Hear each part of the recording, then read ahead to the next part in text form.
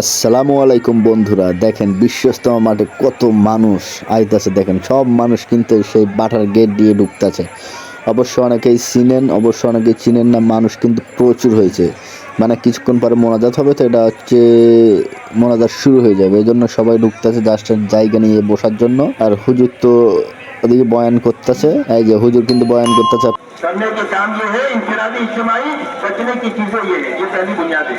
बोलिए भाई दोस्तों, शहर जमा जो बनाइले फिर अपने नगर जमीन लेने के हटा दिया काम भाव से बुझे गया एरপরে ওনাদেরকে রওনা করতে প্রথম কি বুঝলেন বলবে সরল কাম তাদেরকে ভালো করে বুঝলেন আর বাদ যে কাম থেকে যে পরহেজ করতে হবে বেঁচে থাকতে হবে বলেন এটা কিছু না যে বুঝে থাকতে হবে তোমার এই কাম থেকে নিজেকে দূরে রাখতে হবে বেঁচে থাকতে হবে আর এই কামগুলো তোমার করতে হবে। হুজুর কিন্তু মোনাজাত ইতিমধ্যে শুরু করে দিয়েছে। আপনারা কেউ ভিডিওটি না টেনে মোনাজাতটা শুনবেন ধৈর্য সহকারে, ইনশাআল্লাহ।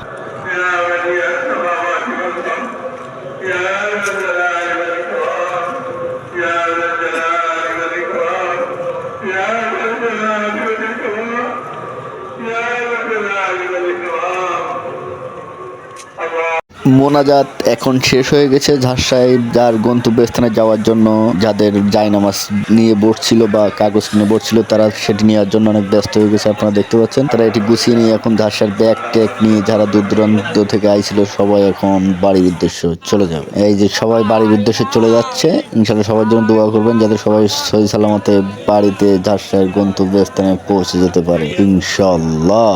আর ভিডিওটি ভালো লাগলে অবশ্যই সাবস্ক্রাইব করে দিবেন।